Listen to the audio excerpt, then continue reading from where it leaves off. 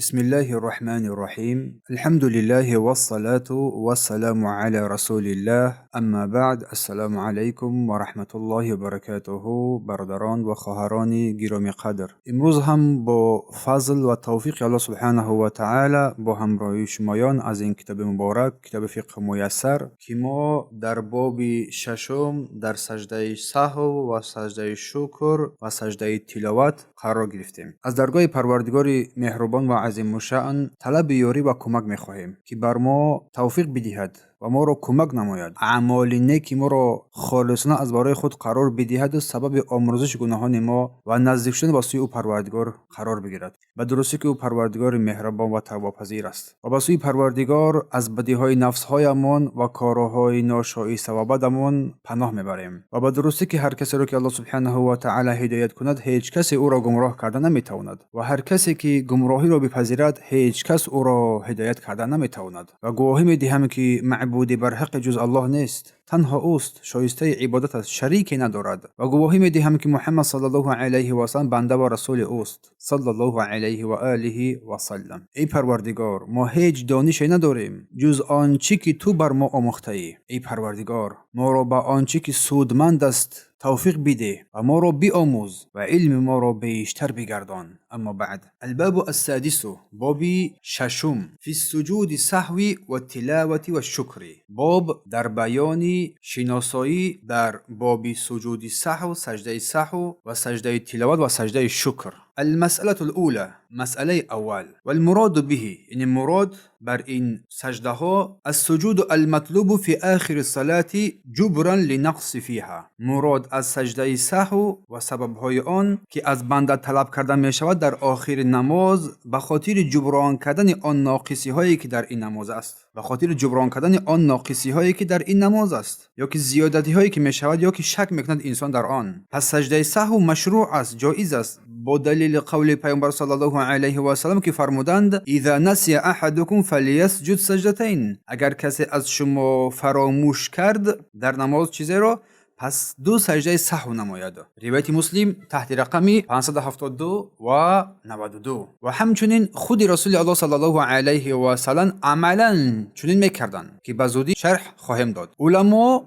با اتفاق نظرم در بیان مشروعیت جایز بودن سجده سهو و سببهای سجده سهو سه توست: زیادی کردن یا کم کردن یا شک و تردید در آن داشتن. المسألة الثانية متى يجب. مسألة دوم، کی سجده سهو واجب میگردد؟ یجب سجود السهو لما یلی. سجده سهو در حالتهای زیرین واجب میگردد. اولا، اذا زاد فعلا من الجنس صلاتی. اذا زاد فعلا من جنس صلاتی، اگر بنده شخص از عملهایی که از اصل یا که جزء نمازند چیز زیادی کند، به مانند اینکه یک رکوع را زیادی نماید، یا که سجده را، یا که ایستادن را، یا که نشستن را، حتی آن نشستن اگر با قدر نشستن استراحت هم باشد، چنانکه در حدیث ابن مسعود آمده است صلی بنا رسول صلی الله علیه و خمسه، اینکه رسول الله صلی الله علیه و سلم بر ما نماز را 5 رکعت خواندند. وقتی که از نماز سلام دادن فارغ شدن، مردم بین خود سخن کردند، پیچ راست کردند، پیچیر کردند. پیامبر پرسید چی شده است؟ گفتند ای رسول الله،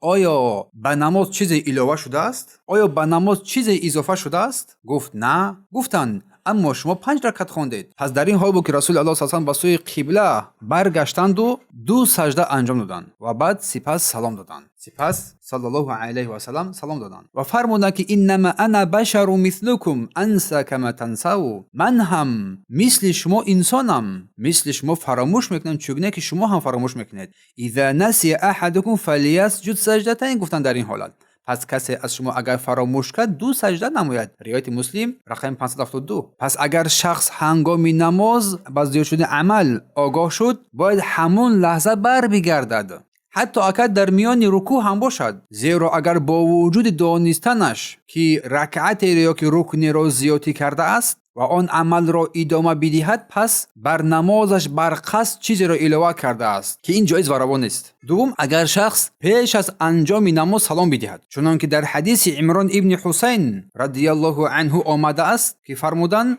سلم رسول صلی الله علیه و سلم فی 3 رکعات من العصر.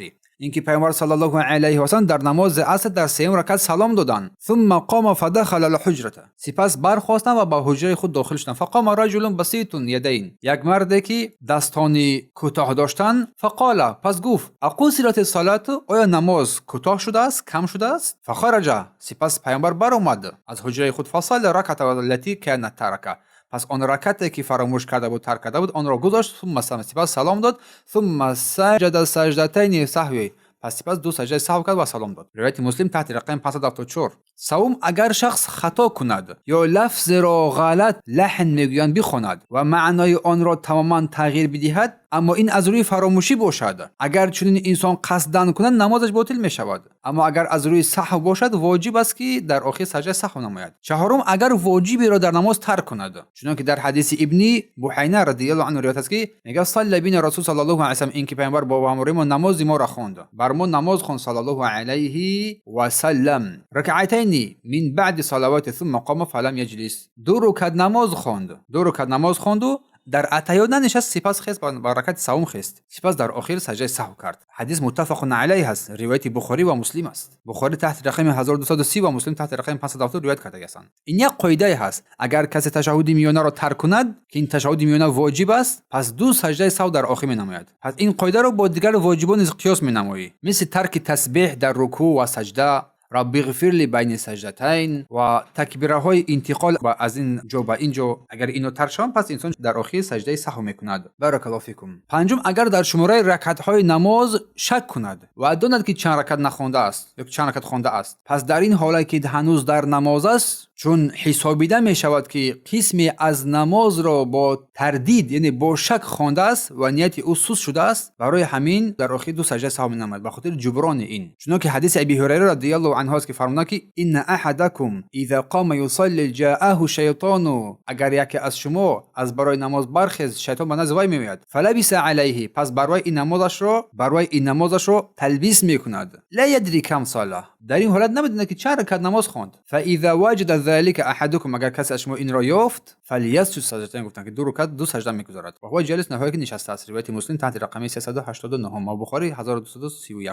پس در این حالت دو حالت وجود دارد. اگر شک کند و به هیچ یک از این طرف ها که احتمال ها رو برتری ندهد، باید اقل کمترین رکعت اعتماد کند که کمترین چیز باید اعتماد بواری کند که وای چند رکعت خوانده است. بر اساس این ادامه میدهد. سپس پیش از سلام سجده سهو مینماید. چون رسول الله گفتند اذا شک احدکم فی صلاته، اگر کسی از شما در نماز شک نمود، فلم یدری کم صلى ثلاثا او اربعا، پس ندونست که سه رکعت خوانده است یا چهار رکعت خوانده است، میگه فلتطرح الشک، پس شک را دور بسازد. فلیبین علی ما استيقن، پس بیان نماید با آنچه که یقین کرده است. ثم یسجد سجدتین، سپس دو سجده نماید قبل ان یسلم، پیش از آنکه سلام بدهد. روایت مسلم تحت رقم 571. اما دوم، اگر یکی از احتمال ها رو برتری دهد و باور داشته باشد که درست است، در این حالت باید بر اساس این احساس کند، یعنی احساس عمل کند، نماز رو تمام کند و بعد از نماز دو سجده سهو نماید. فلیتحری الصواب، یعنی که نیتش را در این چیزی که در شک بود همون رو به یقین تبدیل بدهد. ثم لیتم علیه، سپس کامل نماید، سپس سلام بدهد، سپس دو سجده نماید با سلام بدهد. روایت مسلم تحت رقم 572. این بود مسئله اول. در بیان سجده سهو ما یک رساله کتاب خاص رو تحت رقم سوال و جواب در باب سجده سهو که تمام مسائل بیان کرده هستیم در آنجا مراجعه نمایید، ان شاء الله که پیدا میکنید و از آن یک بهره خیلی کلان میبارک الله فیک. مسئله سوم، متى یسن، مسئله سوم کی سجده سهو سنت است. این حالت بالا واجبات بودند. پس سجده سهو سنت می شود اگر شخص با سبب فراموشی کلمه یا ذکر مشروع را در جای غیر مخصوص بگوید. مثال در حالت رکوع یا سجده قرآن بخواند یا در وقت راست ایستاده تشهد بخواند، به شرطی که همزمان همان ذکرهایی که در آن مکان ها هستند آنها را بگوید. مثلا در رکوع سبحان ربی العظیم گفت، در آنجا بعد سپس تشهد خوند، تلاوت قرآن کرد یا تلاوت قرآن کرد در همونجا قرار داشت، بعد سپس شوکت، سپس همین ذکر رو نگفت. در این حالت سنت است که انسان سجده سهو نماید، سنت است. اما حالت بالایی واجب بودند و دلیل حدیث پیامبر صلی الله علیه و سلم است که گفتند که اذا نسی احدکم فلیسجد سجدتین، اگر کسی از شما فراموش کرد در داخل نماز چیزی را، پس دو سجده نماید. روایت مسلم تحت رقم 572. مسئله سوم. مسئله چهارم، المسأله الرابعه موضعه و صفته. مسئله چهارم چهارم جایگاه و طرز سجده سهو. جایگاه سجده سهو و طرز سجده سهو. اولا جایگاهش کی سجده سهو کرده می شود و در حدیث ها اگر نظر نمایم دو نوع آمده است. بعضی از احادیث دلیل هستند که سجده سهو پیش از سلام دادن انجام می‌یابد یا که انجام دادن می شود و بعضی از حدیث ها اشاره به آن است که سجده سهو بعد از سلام دادن انجام داده می شود. از این رو بعضی از دانشمندان از علما گفتند که مسلمان اختیار دارد اگر بخواهد پیش از سلام دو سجده کند، اگر بخواهد بعد از سلام سجده می نماید، زیرا هر دو طرز در حدیث ثابت است. ولی امام زهری گفته است که آخرین عمل پیامبر صلی الله علیه و آله این بود که پیش از سلام سجده سهو میکرد. در این مورد ما بارها صحبت کرده بودیم با گفتن که بعضی از رساله ها، بعضی از کتاب ها هم ترجمه شده است در این مورد. در اونجا پورا در مسئله سجده سهو بنهایت مسئله های نیکو و خوبی هست. از آنجا فایده های خیلی خوبی هم به دست میارید. توصیه میدهم که حتما کتاب صفت نماز پیامبر صلی الله علیه و آله که ترجمه کرده هستیم و این در بین سجده سهو اونها رو حتما بخونید. خیلی موضوعات نماز رو از خود میکنید. به نهایت فایده بخش هستند. پس طرز سجده سهو، دو سجده مثل سجده عادی در نماز کرده می شود. از برای هر سجده تکبیر میگوید، برای فرو رفتن برای سجده تکبیر میگوید، سپس سلام میدهد. بعضی از علما گفتند اگر سجده سهو پس از سلام باشد، پس از آن باز تشهد میخواند، چون یک در مذهب احناف است. چون در سه حدیث حسن، حدیث های خوب یعنی از رسول الله صلی الله علیه و آله چنین آمده است که حافظ ابن حجر گفته است که با همدیگر جمع شده این حدیث ها حجت شده میتوانند. در فتح الباری مجلد 3 صفحه 119. بارک الله فیکم. این بود خلاصه کوتاهک در مسئله سجده سهو از این کتاب فقه میسر.